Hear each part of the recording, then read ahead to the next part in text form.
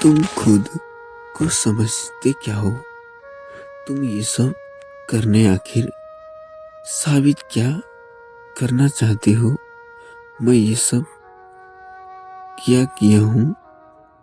तुम्हें प्यार करता हूँ और तुम आखिर साइड ले रहे हो, जिससे जिससे हमें अलग करने की कोशिश की, जिसने तुमसे जबरदस्ती शादी की, मेरे प्यार तुझसे छीना। वो गवार को, बेवकूफ को, सिर्फ लड़कों को अपने प्यार को फंसाकर अपना फायदा काया कुछ कह पाती। उससे पहले ही एक जोरदार तमाचा काया की गाल में पड़ चुका था और काया जमीन पर गिर चुकी थी। ये जोरदार थप्पड़ इस बार स्वयं ने मारा था। जोरदार थप्पड़ के कारण लगभग उसका फेस सूज चुका था। उस पकड़ की लालिमा अभी भी उसके गालों पर भी थी, जिसके बाल बिखर चुके थे। काया अपने गाल पर हाथ रखते हुए अब ऊपर स्वयं की तरफ देखती है तो स्वयं बहुत गुस्से में उसे ही देख रहा था। उसकी आंखों में काया अपने लिए गुस्से और नफरत साफ देख सकती थी। काया, अगर और एक लफ्ज भी तुमने तानी के खिलाफ कुछ भी कहा तो मैं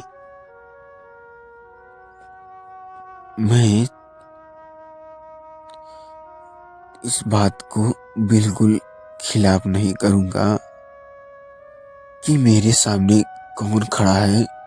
सैम ने ये वार्निंग काया के आंख में देखते हुए बेहद गुस्से से देकर समझाकर पता चल रहा था कि वो जो कुछ भी कह रहा है यूं ही नहीं है। अब अगर सच में काया ने स्वयं जिस कदर कल रात से काया के लिए गुस्से में था, उस हिसाब से उसने बहुत मुश्किल से एक लड़की का इलाज करते हुए अपने गुस्से को जाहिर नहीं होने दिया था। लेकिन काया स्वयं के उस सब्र को शायद उसकी कमजोरी ही समझने लगी थी। काया को कम से कम इस बात को तो बिल्कुल भी उम्मीद नहीं थी कि स्वयं उसे थप्पड़ मारेगा, लेकिन काया ने अपने जिस हद को पार किया था वो उसे की लायक थी। शायद स्वयं ने पहले उसे बातों में समझाने की बजाय उसके तानी के साथ किए सारे साजिशों के लिए पहले ही थप्पड़ लगा दिया होगा, तो शायद आज बात तानी के जान पर बच जाने की नहीं होती। खैर, स्वयं ने देर से ही सही, लेकिन काया और उसके करतूतों को सबके सामने लाकर एक सही फैसला लिया था। उसे ये बात भी मालूम था कि अगर तानी को स्वयं सीधे सीधे पूछता तो तानी कभी भी काया का नाम नहीं लेती। इसलिए स्वयं ने काया के खिलाफ सबूत इकट्ठा करना ही बेहतर समझा। काया अभी बेहद गुस्से में थी। काया जमीन से उठती है और चिल्लाते हुए स्वयं से कहती है तुम्हारी हिम्मत कैसी हुई मुझे थप्पड़ मारने की। लेकिन स्वयं आज काया से भी ज्यादा गुस्से में था। उसे तो तानी के गाल पर दिख रहे वही निशान याद आ रहे थे जो काया के थप्पड़ के कारण उभरे थे। और उसने वो सीसीटीवी फुटेज भी देखा था जिसमें तानी किस कदर काया और उस तीनों लड़कों के सामने अपने जान के लिए रो रही थी। स्वयं एक कदम आगे आता है और काया की तरफ उंगलियां दिखाते हुए दांत पीसते हुए कहता है, मेरी किस्मत, मेरी कितनी हिम्मत है, ये तुमने अब तक इसलिए नहीं देखी थी क्योंकि तुम एक लड़की हो और स्पेशली तानी की बहन हो।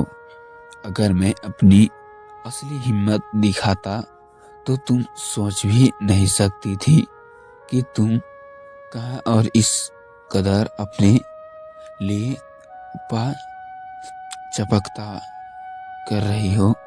देख होती स्वयं ने सारे शब्द काया के आंखों से देखते हुए बहुत ही सख्त जहले से कही थी। उसके बोलने की तरीके से ये साफ मालूम हो रहा था कि वो जिस हिम्मत की बात कर रहा था, अगर जरूरत पड़ी तो इस हद तक भी जा सकता है। काया को समझ आ चुका था कि स्वयं अब उसके डराने या धमकाने से समझाने वाले नहीं हैं।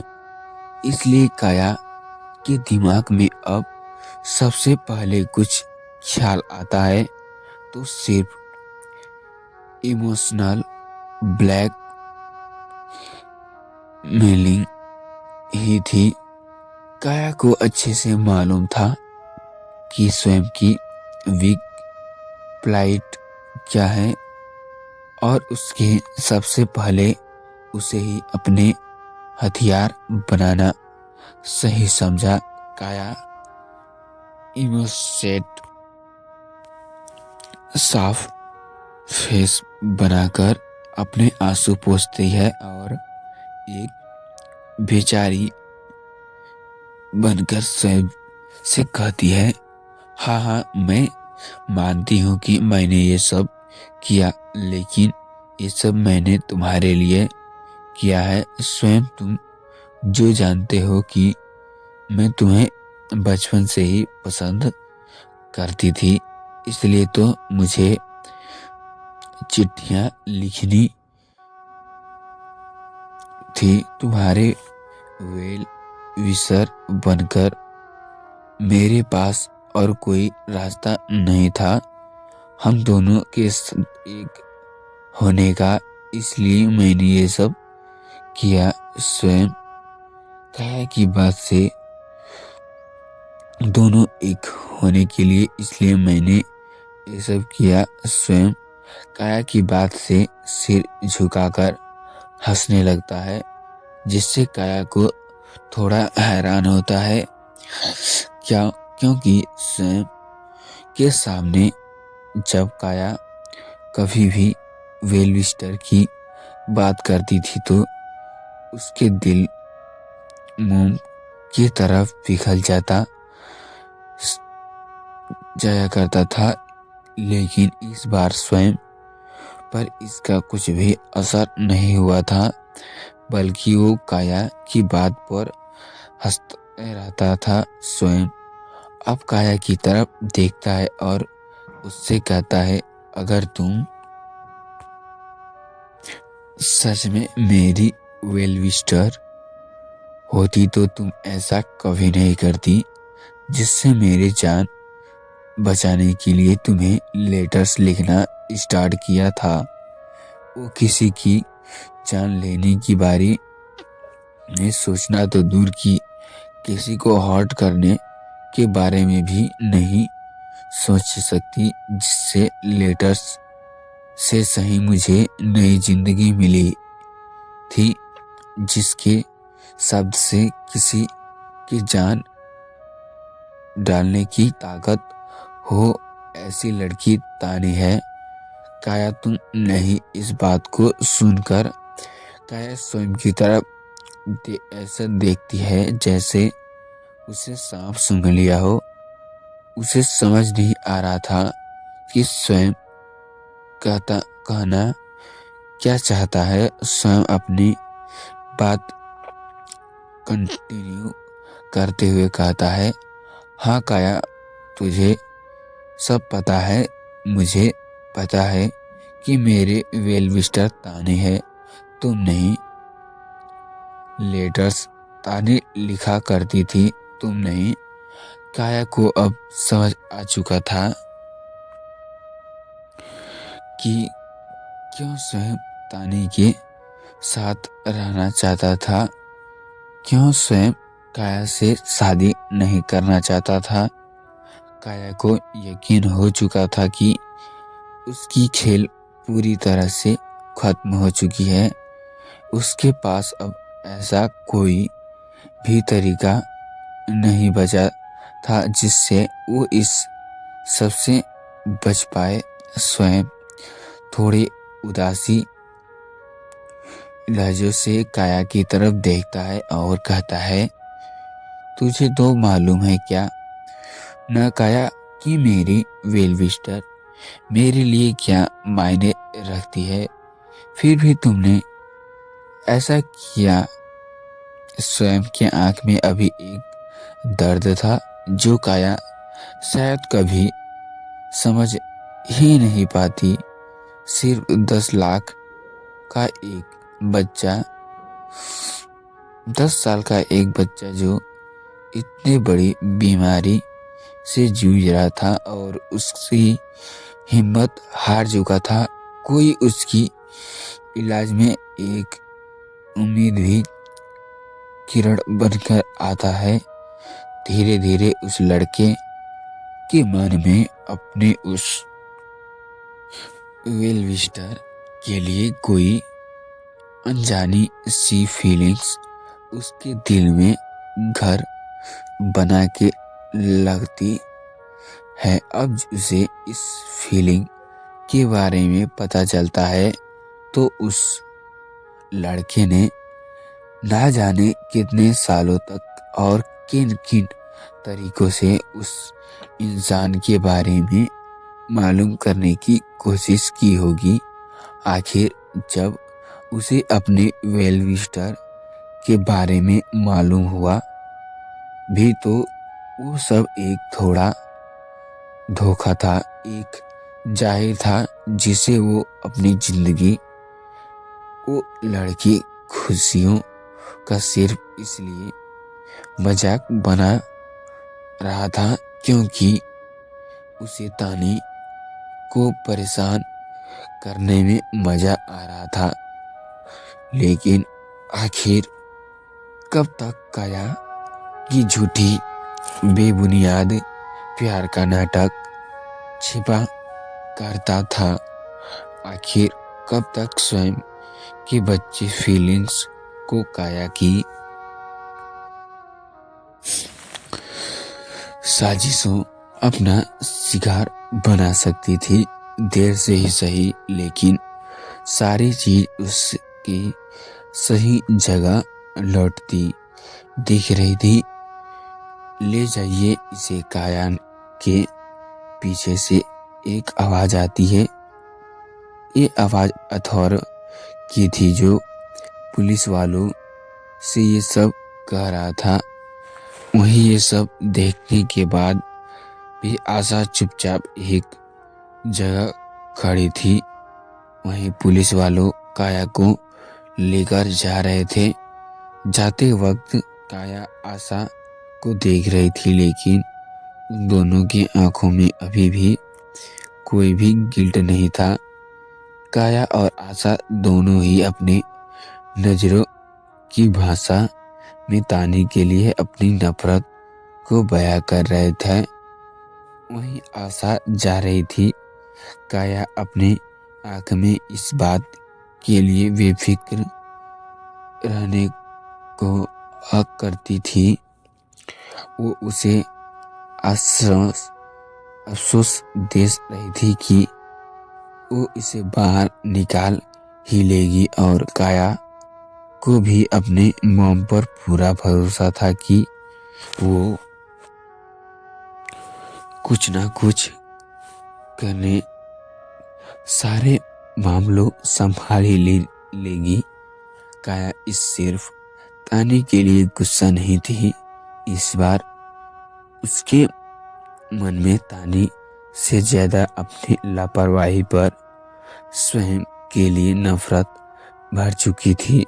उसे लग रहा था कि वहीं मौजूद हर कोई उसकी मदद कर सकता है,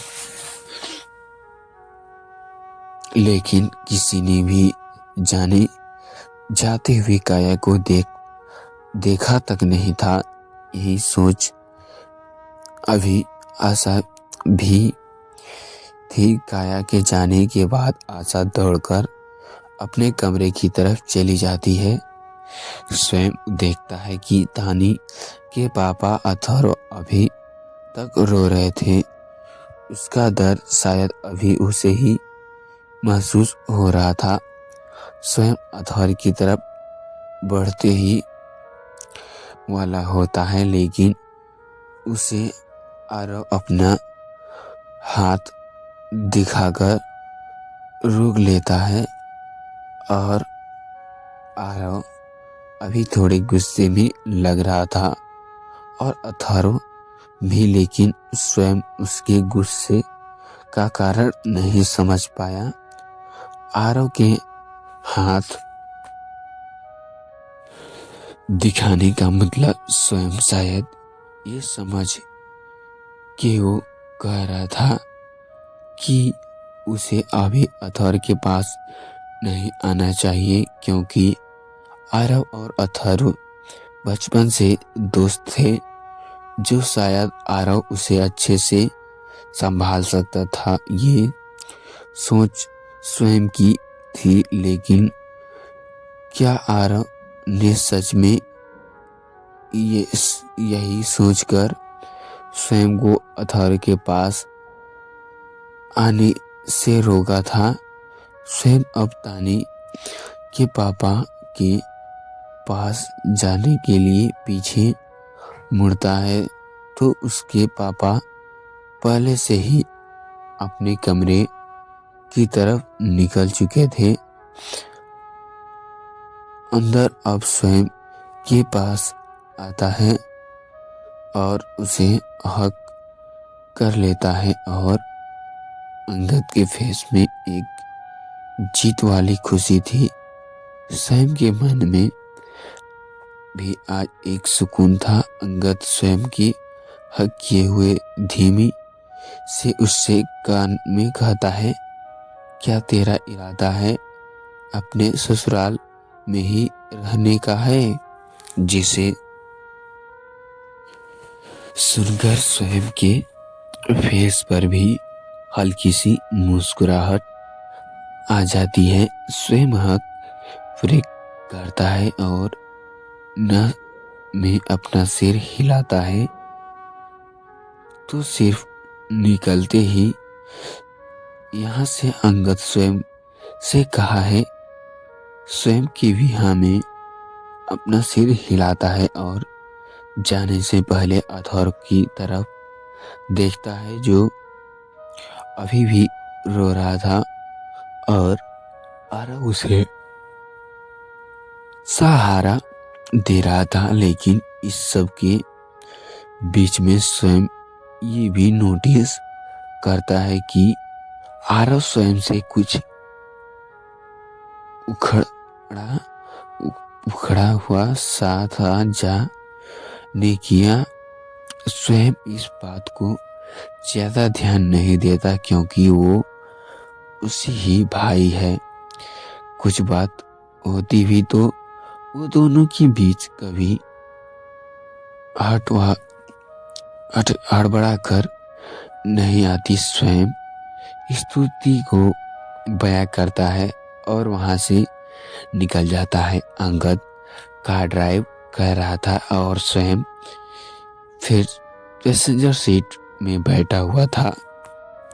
तो दोस्तों मैं उम्मीद करता हूँ ये स्टोरी आपको अच्छी लगी होगी। तो दोस्तों स्टोरी आपको अच्छी लगी तो कमेंट करना मत भूलिएगा दोस्तों। और हाँ, चैनल पर नए हैं तो चैनल को सब्सक्राइब कर लीजिए ऐसे मोटिवेशनल और स्टोरी सुनने के लिए। तो दोस्तों ऐसे ही इंटरेस्टिंग कहानी सुनने के लिए चैप्टर ख़त्म ही होने वाला है दोस्तों। न्यू चैप्टर लिखने में बहुत ही मेहनत लग रही है। तब तक के लिए मैं लिख रहा हूँ, तब तक इसी को 2-3-4 दिन अब तक पढ़ेंगे। तब तक के लिए आप स्टोरी को अच्छे से समझिए, अच्छे से देखिए। न्यू स्टोरी आने ही वाली है दूसरे चैनल पर, तो दूसरे चैनल पर पढ़ने ही वाली है, तो उसे भी जाकर सब्सक्राइब कर देना। कम्युनिटी पोस्ट में उसका भी लिंक है। तो दोस्तों मिलते हैं नेक्स्ट वीडियो नेक्स्ट पार्ट में। तब तक के लिए जय हिंद दोस्तों, नेक्स्ट पार्ट में मिलते हैं।